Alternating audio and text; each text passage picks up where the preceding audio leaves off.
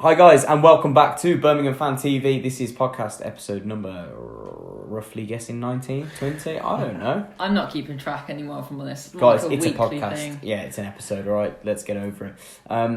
Guys, welcome back. It's been a few weeks since the podcast. Hopefully when this one does go up, it actually does go up, because every time we record, it fails, and it's Jacob's fault, so... No. Yeah, it's your fault. Ever since you've come on the podcast, the SD cards just kind of said, "Hell no." A pretty face. It is your fault. It's completely your fault. But you know, other than that, no Mark tonight. Mark has got severe man flu, and can't make it in. Pew's got engaged, so congrats to Pew. And Emily. We're stuck with the riffraff. Yeah, the other Emily, not me. Was it you? No. No. Yeah, unfortunately, Pew didn't ask me to marry him. No, he'd have asked Mark before he asked you. Trust me. Mark was gutted in the chat. He was actually in like floods of tears that like Pew's not asked him. I says, why didn't you ask him? He says, I couldn't wait that long. It's just too beautiful. But yeah. Before we do get into the video, we have that finally managed to get our announcement out of the way. So here it goes. As you'll probably tell from the intros and from our banners, I guess, across social media, if you do have follow us on social media, I know not everyone does. We are now going to be partnered with Ball Sports this season. So we're really happy to have those have the guys on board and to have them as part of the channel for this season. We was really eager to get it up and running. It's pretty much been ongoing since the start of the season, but we've had contractual things to get out of the way and getting designs out of the way and ironing all the bits and pieces out. They didn't want Jacob as part of the team, but I said he comes as part of the package. Why are you hating him? Why are you bullying poor Jacob? So, but no, I'm really excited, and obviously Ball Sports will obviously be doing lots of giveaways throughout the season, so don't forget obviously to put the notification bell on here, and we'll be running specific ones for specific times, so there will be giveaways coming through the videos, so you've got to keep your eye out for those, and obviously go and follow us on social media to keep up to date with any of those that we do put also on social media. But yeah, it's really exciting, so I'd like to welcome them on board to the Bftv. Anything for you guys to say? Gamble responsibly? Yeah, gamble responsibly. Gamble responsibly. Yeah, that's all it is. You don't gamble responsibly, do you? Yeah, I do. I don't gamble at all. Devil's work. No. You can't say anything. No. This has been in the pipeline since before we went to America. So it's been a long time coming, and I'm really excited to finally have sorted everything and announce it. Yeah, I mean, I'm going to have to now switch my betting account over to Ball Sport because I was with... It already is. Yeah. I mean, it was already, but yeah. But yeah, we'll crack on with the show anyway. And thank you guys for sponsoring, obviously, this episode. So this... Well, I'm trying to think. This season. This Bftv podcast is sponsored by Ball Sports. Hey. There we go. I can finally say it now. That's a first of many.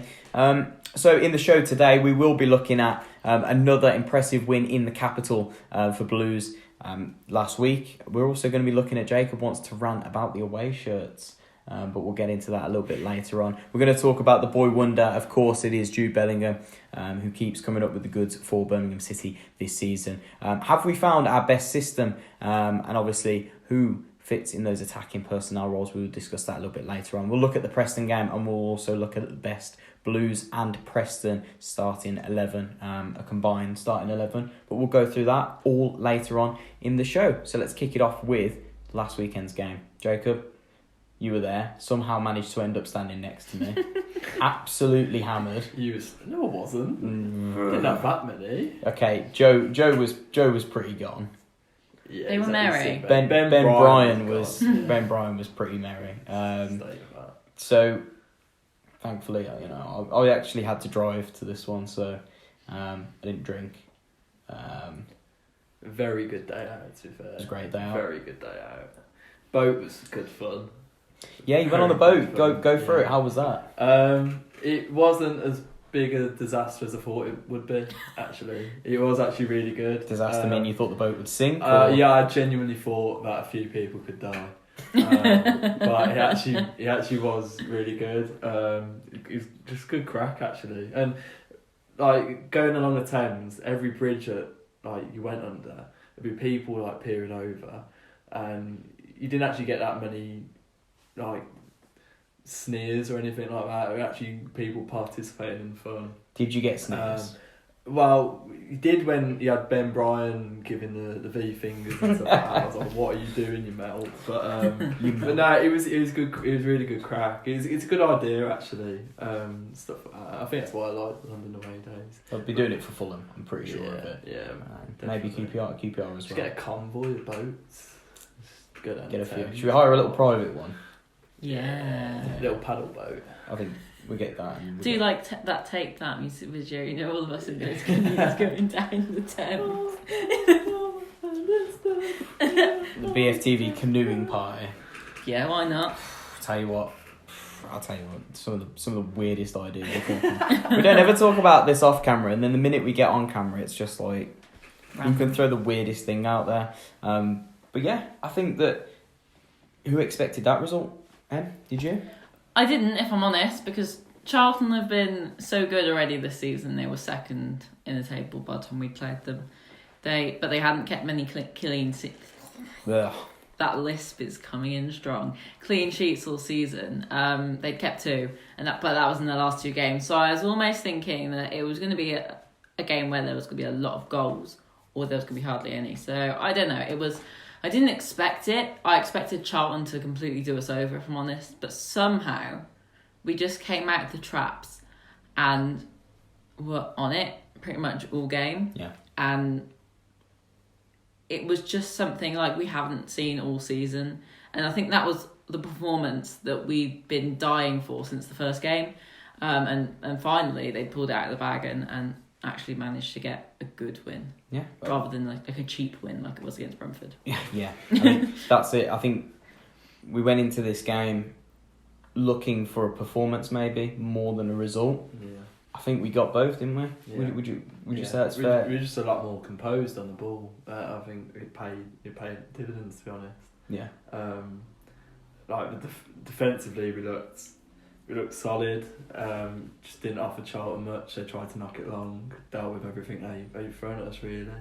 But it's just when we got on the ball in possession, we just looked a lot better, which is a positive. And the second half, when we scored the goal, like it seemed to just inject a bit of confidence into the way we played attackingly, and you could see it as well. I think I'll be honest, I thought Magoma made a difference when he came on. Yeah. Just as an outlet and providing more width, and Blues looked dangerous on the counter. Yeah, they did. I mean, it was one of those performances where I think this season we've seen we've shown glimpses of the defensive side still. So Brentford, we were really good at the back. And we've played like Barnsley where we were pretty good at the back, and Bristol we were okay for 80 minutes at the back. And we've shown signs where we can keep the ball. Forest, we had more possession at Forest. That's hard to do. And we kept the ball quite well against Bristol. Yeah. So we've shown a bit of everything, but we've never had a collective. This game, we kind of pieced everything together. We weren't troubled that much. The last 10 minutes was a bit of a barrage, but we were okay. I thought we dealt with it quite well. And then I thought we looked at our best going forward. I think that while we beat Barnsley 2-0 and we beat Stoke 2-1, I thought this was our best actually attacking performance. Yeah. Stoke, we had a lucky goal, and then Jude does what Jude does. Other than that, we didn't have anything going forward. This game, I think we could have had 2, maybe 3. Had we have, been a little bit more ruthless in the box. But would you agree with that? I mean, yeah, I think Charlton pride themselves on being a difficult side to break down. Yeah. And that's shown in the games that they've played this season. They've kept a couple of clean sheets. But it's just that, like, after the goal, Crowley came into his own in the second half, and the way Blues were knocking it about around the penalty area, I haven't seen that in a good while. Yeah. Like, it's just there's a confidence around the 18-yard box, and they probably should have scored like 2 or 3 more. But yeah. I was just pleased with the fact there were very few hoofballs into the box or around the pitch. And if they were direct to a player rather than just kicking it for the sake of kicking it. Yeah, no, definitely. I think you touched on there, like, we knock the ball around quite well. Is that in part, I know we'll talk about this again a little bit more in the preview video, down to the two midfielders that sat in front of the back four? For me, I thought as a combined duo, they had their best game. Yeah. And I know that Davis splits opinions and Sunjic is still fresh on the scene, but I think they've sparked up quite a quick partnership. Yeah. I think it's something that can flourish between the pair of them. They just complement each other really well. Yeah. But I thought they dictated the game on Saturday. Like I said, they in front of a back four offered them a line of protection, and then just kept the tempo going and kept Blues in possession. Mm-hmm. But I thought Davis was probably the better distributor of the two. Yeah. On Saturday. So. I mean, he gets a lot of criticism. We've done it on the channel already, where we've gone over it and we've put the stats out, and he still splits opinions, and that's fine because football's about opinions. But I think it's becoming increasingly more difficult to argue against Davis's performances this season, regardless of we can put whatever stat we want out and people can say what they want. But what he's doing on the pitch, I think he was the best player against Bristol. He was our best midfielder at Brentford. I thought he was outstanding the other day. I don't know what it's going to take for Blues fans to kind of get off his back a little bit. What we're thinking on that one, because Camp last season was our scapegoat, so to speak. I think if there's ever a sort of a dip in performance, then Davis is our current scapegoat, because Camp's obviously doing these wonder saves, and he's been here for a season now, and he's almost solidified his performances. But Davis, because he was out injured a lot of last season, I think, because it was the same with Mark Roberts. When he was out injured for a long time, people were like, oh, Mark Roberts is bad, using stronger words than that, being a scapegoat. I just think it's almost time to stop looking for the negativities, because obviously you've got to work on certain areas, but I think by us fans still going, Davis is rubbish, this person's rubbish, you're not going to help the team. And how are you supposed to reflect positively on something when people are consistently putting players down? And that's going to affect their confidence. But with Davis, it seems like it's pushing him on to do better. So yeah, well, that's it, doesn't it? Sometimes criticism and plays, competition for places tends to push players on, and I think he thrives off that, Davis. I think he's always been a player that's thrived off having other players around him, especially that. Yeah. I just think we love a moan, to be honest. We do, of course. Rummies, don't we? Just miserable buggers. You're miserable. I'm not miserable. You're not. Actually, people love a good moan, and if they can find something they can be negative about, then they'll do it. But it's typical. Yeah. I'm going to put this one out there now. I think that in terms of a player of the season, it's 7 or 8 games in, so it's not even close. But an early contender is Lee Camp. Yeah. And I think we're going back now. I think the back end of last season, no one would have kicked up a stink if he'd have been in the nominations. I think this season he's another early runner. Mm-hmm. 3 clean sheets from 7. So that's almost 1 in 2. And he's making, even the games that we've lost or he's conceded, he's made some outrageous saves. He made 2, not world class, but sublime saves on Saturday that kept us in the game. Yeah. At what point are people going to start giving Camp the credit? Not Blues fans, because Blues fans have now started to wake up, but I don't think he gets enough coverage. Media-wise, you see top 5 goalkeepers in the league. I think Camp. I don't think any of our players do, though. I think we are looked over by all the media platforms. So BT never talk about us. BBC hardly ever talk about us. Quest always shrug over us. I don't know what it is. I'd like to understand why. We've been trying to figure this one out for 22 years. Why are we being brushed over so much? Because if I'm honest, massive. We have got some great players in our team that are being missed. Right back. Yeah, exactly. Maxime Collin should have his own section on the Quest Goal Show just for being amazing. We're not going to talk about Max because it could be a long night. Yeah, it could be. There's no superlatives that I could describe him with. I'm running out of words to describe Max. I think he's had his dips at times, but when he's on it, and he's on it 8 out of 10, yeah, the guy is untouchable. I think he's so good. But yeah, Campy again coming up with the goods, and I think that I am going to run a poll on Twitter tomorrow to see. But I want to get your opinions now. I want you to rate 5 goalkeepers. You can do it in the comments down below.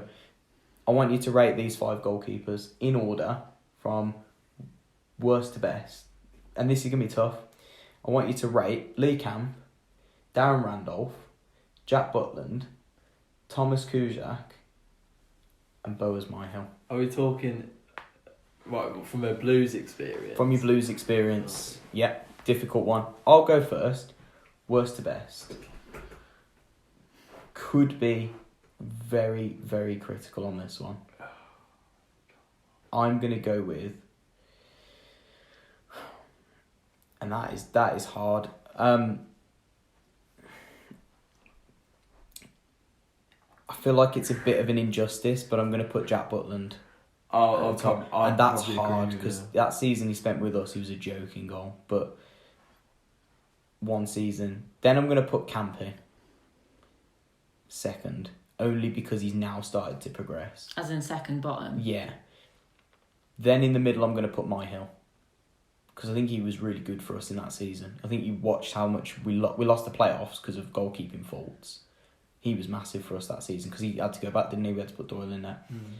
Then I'm going to put Randolph, and then I'm going to put Kuszczak top. I think Thomas Kuszczak was so good when he probably got his best years while he was with us. Where is he now? He's gone back to Poland, or he's retired, I think. But leave your comments down below, guys, just before you guys give yours. Thomas Kuszczak, Darren Randolph, Lee Camp, Boaz Myhill, Jack Butland. Rate your 5, 1 to 5. Do I have to do mine? You've got to do yours. Only I get out of jail free card, yeah. Only you get a jail. The bottom 2 I would agree with. So you're going Camp and Butland in the bottom 2. Yeah. Particular order or? Same as you. I'll joint 4. That's cheating. No, it's not cheating. Behave yourself. Put them all joint first. Put Randolph third. Purely because of the season that Blues had, I'd have Myhill third. So we're both agreeing. I Tommy love K. Boaz Myhill. I love Boaz Myhill. I absolutely adored it. His first 2 or 3 was a bit shaky. Yeah. We weren't sure. I think he dropped a few catches and a bit shaky. I think ultimately he saved us numerous points, and then because we didn't have him in the playoffs, it cost us. So you're having Boaz Myhill top? Second top. No, mine top. Top. So who's Tommy K second? Tommy K second, right? Okay, so you go in. Listen. I'm not having a joint 4th either. Who's your 5th and who's your 4th? I had to put Butland bottom, and that hurts. No, I can't decide. Do you want me to decide for you? Well, you've already decided. So No, I haven't. Yeah, I'll decide Butland for you if you want. Yeah, you can decide. So you've got to put one of Camp or Butland bottom. I would put Butland bottom. Okay. Right, yeah, we'll do it purely because he's been absolutely abysmal at Stoke. No, you can't do it on Yeah. No, you can't do it. We're doing it. Okay, so Jacob wants to have a little bit of a rant quickly. You've got 2 minutes, go and rant about 2 it. minutes, okay, right. So, I went to purchase the Blues away shirt on the 18th of August. I thought, you know what? It's not often I get a Blues shirt. I'm going to treat myself.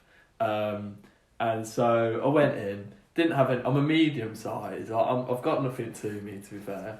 Imagine being a medium size. Go in, only have like larges and extra large and extra large and all that. So I get a large, try it on. My nan gave me a compliment about it, so I thought, you know what, I'm going to buy it. Bought it. It looked like a dress on me in the end. So I thought, you know what, I'll take it back. Surely they've got to be restocked in medium sometime soon. And here we are. It's a month later, and I haven't restocked. A month to restock an away shirt. There's only extra large available. So That's if cool. you're extra large size, you can please go and get one. I think I had an extra large one once. But when was that? I think, was it last season or season before? I can't know. It might have been a large. I don't know. I can't remember. It's a large. I'm pretty sure I'm a large all the time. I'm extra large in Primark shirts, but they're shocking. So Yeah, it actually ruined my holiday because I was hoping to wear it. Rep it out. Rep it out. you don't want the blue one. I didn't think about it at the time. But yeah. So you can borrow mine. It's got Djokovic on the back, but that's sweet with me. You're repping the best then, aren't you? Like Dookie. So Blues get it sorted, restock those away shirts, man. The man wants to buy, you're missing out on. I know. And I want one, but I haven't got any money. So if anybody wants to like start me a GoFundMe for an away top, I'm a large, no name on the back, please. Last time I had my own name printed on the back because Em's parents bought it for a birthday present. Yeah. It was your Birthday 20th birthday. 20th. I got hammered on Soccer AM because I went on Soccer AM with it. And people And were like, Carl Jenkinson was playing at the time. for us. No, like Jenkinson's not number 20. And who has the name on the back of the shirt? Well, it was a birthday present. Jenkinson number 20 on the back because I turned 20. And I can't tell her parents not to buy me a shirt with my name on the back. You loved it, to be fair. They've done it every year, but I had to tell them this year to not get it with your name on the back. Yeah, I didn't want a name on the back this year. I was sorry, but I just didn't. They've always done it for us. It's not as bad as when I had Shinny Esther on the back of a shirt. Yeah, that reminds me. Didn't your brother have that as well? Shinny Esther. My brother had Shinny Esther on the back of his shirt. Wow, we both need shooting. You're both ballers. What's the worst thing you've had on the back of your shirt, guys? Let us know in the comments down below. He's had Shinny Esther. I've had my name on the back with my age. I'd probably say that's kind of like on the range, but... My dad did that when I was 16. Soccer AM was ruthless to me, and I got hammered in those comments, so we'll leave it at that one. But yeah, I think we move on. We'll give a quick glance over what's already been said. The boy wonder, Jude Bellingham.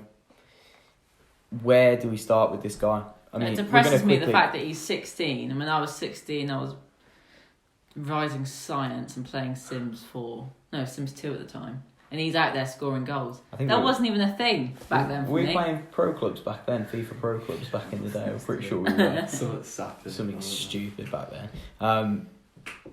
Where does this kid go? He's not even. I think he's 16 and 2 months. Not even that.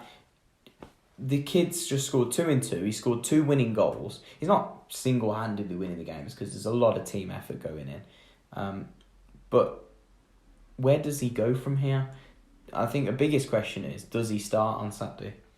Because Pep said how we've got to do what's best for Jude, and I completely agree with him. Do we protect him, or do we just let him keep going? I think it's a difficult one, isn't it? I think you keep on going until you do eventually tire him out. But obviously you don't want him to tire out. But you might, when he's in this sort of form, you cannot not play him. Yeah. So as much as we want to protect him, for the time being, you got to keep him in the team. Because I think he struggled, didn't he, on Saturday? He got cramp in the 70th minute. He had to come off, and I think that shows his age and his physicality as well. He's not quite there yet. He's only been training with the first team since the start of the season. So yeah, I think it's a big one. I think from what I can tell, he only played on Saturday because Villalba pulled out on the Friday morning with a tight groin, which he should be back for this game. So does he bring Villalba in and put Jude back on the bench? That's he's got Magoma's come back now. Magoma can play. Alvaro, he could go back to 2 up front. Put Alvaro up there. He's got plenty of options. I think that Odin Bailey as well. But I think for me, you play him again. Simply for the fact of, if you drop him, it's like, what have I done wrong? Why are you dropping me? And while he's in this form, you want to harvest the best out of that, so he knows and he grows in confidence, knowing that he can do it even at this age. He's in the best sort of form that he's going to want to be in. He's scoring goals. He's playing well. His defensive work was good. But do you play him, yes or no, Saturday? Yes. Yeah. It's a bit of a sensitive predicament, but I think if I have a sort of feeling that fans might turn on Pep's back if they didn't. He's still treading a fine line a little bit, isn't he, Pep? Yeah. In terms of what he does. One wrong move. Yeah, and fans will start. Yeah. Okay, so I would start him. You have to start him in the form that he's in. But yeah, Blues do have to be careful in the way they protect him and stuff. Yeah, I mean, it's kind of a a no-win, no-lose situation, because if he drops him, people are going to moan. If they don't drop him, he plays and he either picks up an injury or doesn't play well. There could be a few questions raised. He's hoping for is that he keeps carrying on this vein of form. You can't promise that, and he's going up against a really, really good side on Saturday. So he's got to be careful. In saying that, I agree. He needs to play him. I think that he's in good form. He's a kid. You want to just play football at that age. You just want to get out there. Why drop him? That's all. Unless he picks up a knock or he's feeling a bit fatigued and he has him on the bench, and that's just as good. He brings him on. You agree on that statement? Yeah, completely agree. I think if you don't put him in the team, it'll either make him think he's doing something wrong, or he'll be angry, or he'll understand that he's 16 and probably hasn't got the physicality for it. Depends where his head's at. Yeah. But it also depends on. I mean, I always try and stand back and look at it from like more of a parental perspective. Would you want your child sacrificing his school life as well? He's got studies going on. Is it too much for him? It's early on in the season, but can he balance that? Is it going to get too much for him in general? Is it going to play havoc on his mental health if things start going badly? It's all those questions that the other side of the game have to question, not just the performance on the pitch, because we all know it's not just about that anymore. It's about the whole game and whole player. So they need to really nurture him and look after him and really get that balance right. Mm-hmm. If he's not feeling up to it, or if he's feeling a bit tired, then they can't risk playing him for his own sake. No, I agree. Both footballing wise and Jude Bellingham as a person wise. But he'll let them know if he's not feeling it. I hope so. Of course he will. He's a sensible kid. But I genuinely hope he's got the best support around him, which I'm sure he has, that will help him make the right decisions for him as a person rather than a footballer. Because if he's not doing well in himself, he won't do well on the pitch. And hopefully he's got that solid formation. No, absolutely. And he's being protected by Duke, and every time he scores... I wish I was protected by Duke. Yeah, I bet you would. I bet you would. Every time he scores, Duke's like over the top of him, saying like, this poor kid. Like, he's just loved. I think the fans are all feeling this sense of he's doing what we all wanted to do. Yeah. We all wanted to score in front of the Tilton at 16 and score the winning goal, and we all wanted to score the winning goal on an away day in London, and he's just living every fan's dream.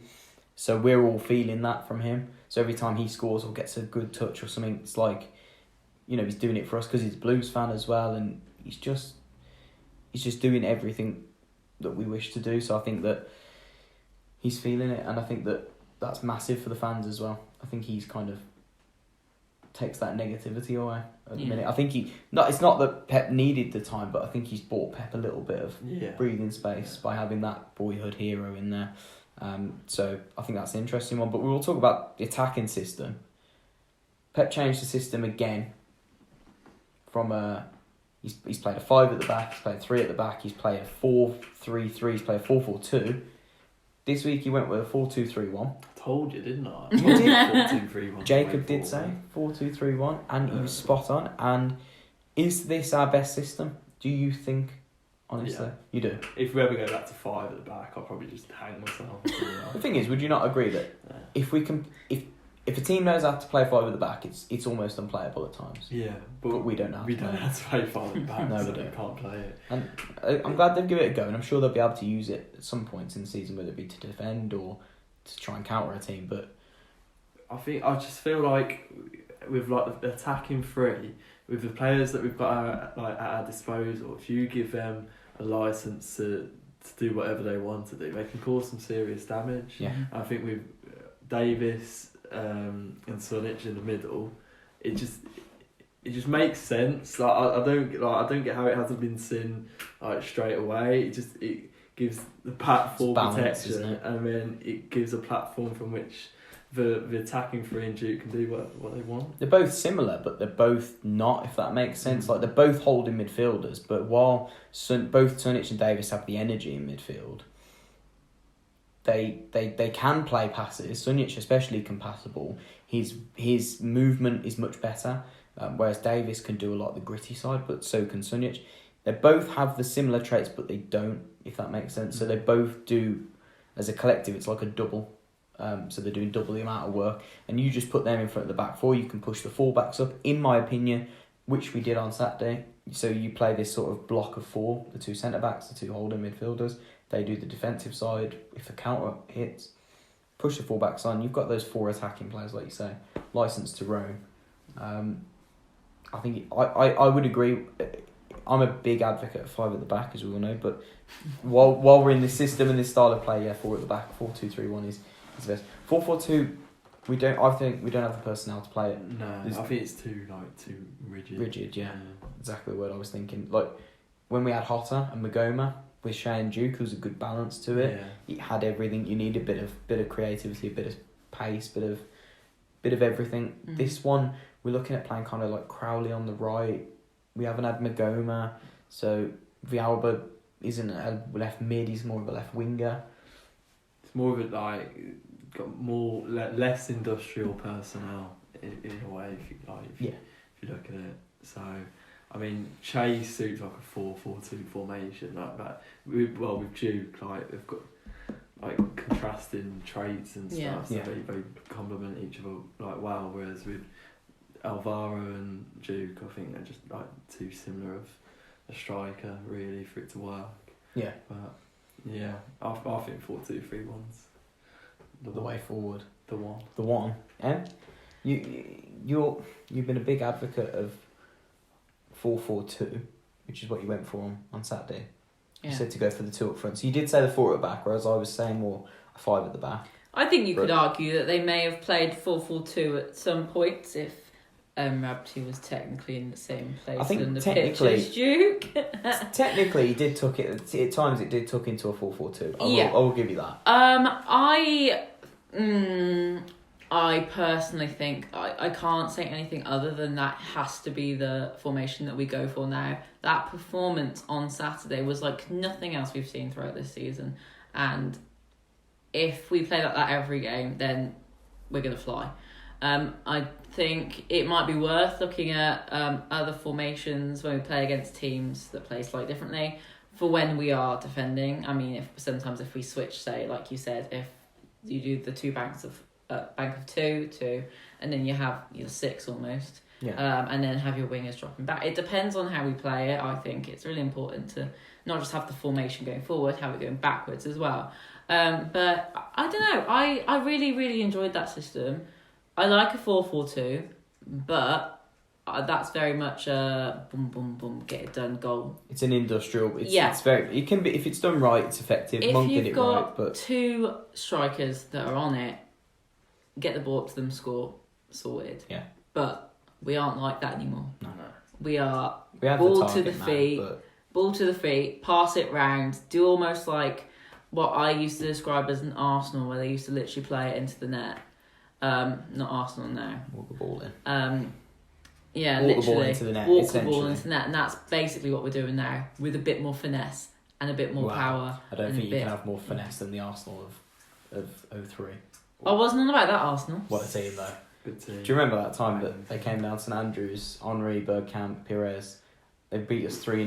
The floodlights were a bit dodgy that night. And I've never seen a team tear us apart as much as that Arsenal team did that night. I remember the 3-0 on New Year's Day. Yeah. Was that the next to the 04 season? That was the year we won the cup in 2011. Robin van Persie scored twice. Walcott scored. I think that was one of the best performances I've seen. They always seem to come out and do well at our place. Either that or Gallas had a meltdown and we'd score in the last minute. People would be breaking. Or the Phillips one in the last minute when 1-1. Yeah. I think Walcott scored that day, didn't he? Walcott scored quite a few against us, didn't he? I think Walcott was a nightmare against us. He always seemed to score. And not Arshavin. Nasri always scored against us, didn't he? Samir Nasri. He was a good player. Oh, yeah, he was. He loved the physios, didn't he? Drip doctors. But yeah. And I think what would be your best 4 in that? So the attacking roles, you got that wide right, wide left, number 10, striker. What are the rules? Is everyone fit? Everyone's fit. Okay. Everyone's firing. Right. I think it was interesting that he put Crowley out on the right. I still don't like Crowley being out there. I think he's best suited in that number 10. Yeah. But he did do well. And he had a good partnership with Carlan down the right as well. Yeah, he did, yeah. They linked up well. Do I have to go first? I'll go first, if you want me to. Would you like that? You Go know on then, what? boss. I value your opinion quite a lot. You do value my opinion. I don't know why. I have no idea why. I don't like Crowley being on the right, personally. I think he's wasted. While he struck up a good partnership, and he played very well, completely agree. I just think he's a pivot in the midfield. I think he pivots everything. What he does, he brings people into play. You want him in the centre to bring the wingers in, bring the fullbacks in, take it from the holding midfield too. You want to do all of that because he's got the ability. He doesn't really lose it. Play him as the pivot in number 10. Fit and firing, you've got to play Magoma on the right, Villalba on the left, and Duke up top at the minute. I think it gives you options then. It gives you Alvaro to bring on. It gives you Marabti to bring on. It gives you Jude. It gives you Odin. It gives you all of those options. Keita, I think he's planning to play as a left winger. You've got all of these options. I think that, for me, the key is Crowley. We showed his stats on Twitter the other day. Great passing accuracy. 3 chances created in the game. Most in the game. He's the pivot. I think that we need to use him more. I really do. I agree. That's my best 4 as well, actually. Same as? Yeah, but playing devil's advocate, the fan wants to see Bellingham. Where would you put him in that? I don't think he's going to start all season. No, of course not. But the fans would be going. Where would he go? He'd come in. He'd come off the bench. I think he'd go on the left hand side. I think he'd take the Alba out. I think he suits playing behind a striker as well. Yeah, he could do. You could put more central. Marabti on the left and put Jude central, and have that sort of thing. But what would you go with? I'd go with the same as you. Do you think it's balanced? Yeah. Yeah. Yeah. It's tasty, isn't it, really? Blues fans got really excited about Villalba, the first game he played, which was the Bristol game, because he was playing on that left-hand side. He looked comfortable. That's where he wants to play, in onto his right. He wants that left-hand side. Whenever we've played him after that, he's been on he's either played as a number 10 or tucking in as a midfield 3 alongside Davis and Sunic. No. He can't do that. No, that's why he's had bad games, because he's playing way out of position. And I think Pep's just been trying to fit him in for the sake of fitting him in. Play him on the left. If he's fit, okay, I think Bellingham starts this weekend, but he's definitely going to be on this weekend. He's going to come on, I think, at some point. I think Villalba's a very talented kid. Lots of talent. We just need to play him in the right position. You can't be putting square pegs in round holes.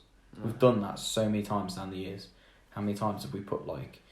Otter on the wing, or we've put Caddis in midfield, or Callum Riley at left back, or something stupid. Go back to the dark days. We've spoke about the Clark days a few times on here. We had our best days, though, me and you, then we back in those days, the away days at like Millwall and that, or... Yeah, I'm gutted I missed you that. get all nostalgia. What? Oh, I loved it. I loved it. I only do the podcast for the nostalgia. I love it. Like, oh god, we used to have some fun away days. Clark's bingo balls. Huddersfield. Oh, take me back to when we were taking like 600. We were every away game. I went to Middlesbrough on a Tuesday night. It was 3-0. 3-0.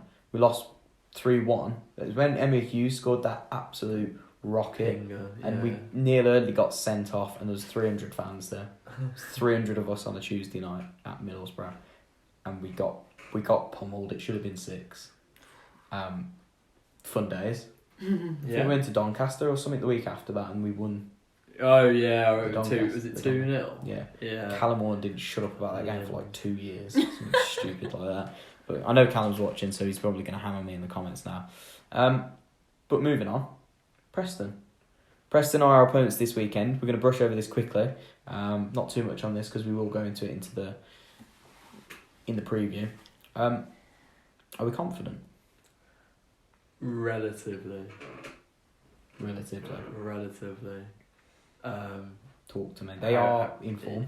Yeah, they've won 2 of their last 3. Won all of their games at home. Level on points with us, aren't they? Level on points with us. Much better goal difference though. Yeah, I think 7. it's scored first. Scored 13. Scored quite a few. Wow. Yeah. Their away form's questionable, which gives me a lot more belief about it. And surprisingly, their attack has been on fire this season. They've got a really competent. Even Tommy Barkhuizen's been playing like striker. Oh, is it? He's a winger. Barkhausen, good player. They always do things on the cheap, Preston, but they do it so well. It's another one that recruits ridiculously well. Is it Mount they've got up top? Mo. I can't say his name. Moult. Yeah, Molt. That's the yeah. one. It cost them like 10k, didn't it? Wow. 10k, and I think he got injured last season, so I think he banged like 5 or 6 goals and got injured for the rest of the season. And he's come back and he scored a few already at the start of this season. They've got Daniel Johnson, cost them like 50 grand. Patrick Bauer was free. Bauer was a free. They signed what was his name? Who's the midfielder they've got as well? A chap in the middle. Ben Pearson. That's the kind of recruitment 30 we grand. should be doing. 30 grand, something like that. Wow. Their recruitment is good. They do it on the cheap, but they're very, very good at it. So, confident, yes. Or confident, maybe. I am confident. You are? Even though Blues haven't got the greatest record at home to Preston, but I am confident, yeah. What was the score last season? It was 3-0. but if you go back, the last time we beat them at home before then was 2006. Was it? Yeah, it was quite a while. Gary McSheffrey hat-trick. Oh, I remember that because there was a bit of a scuffle for the penalty. Yeah, him and Nicholas Bentner. Yeah, because Yeah. McSheffrey was on a hat-trick, always going to take it. Yeah. What a bagsman Bentner was though, wasn't he? Yeah, he was that season. Them banana boots he used to wear every game. I had him on the back of my shirt then as well. I think I wanted him. Couldn't fit on the back of my shirt. In fact, I'll tell you, full of shirt stories today. My mum got me it for Christmas, and the Blue store, they spelt it Bentna. So we got it delivered for Christmas, and on the back was Bentna. On the back of the shirt. That year? Yeah. No. Yeah, and so I was like, my mum's like, what? What is this? What is this? So I had to go back and get it changed. Outrageous. Crazy. Wow, someone must have done that as a joke. Yeah. Villa fan in the shop. Yeah, They what do a work plan. in there. Yeah. Confident this weekend? Just a yes or a no?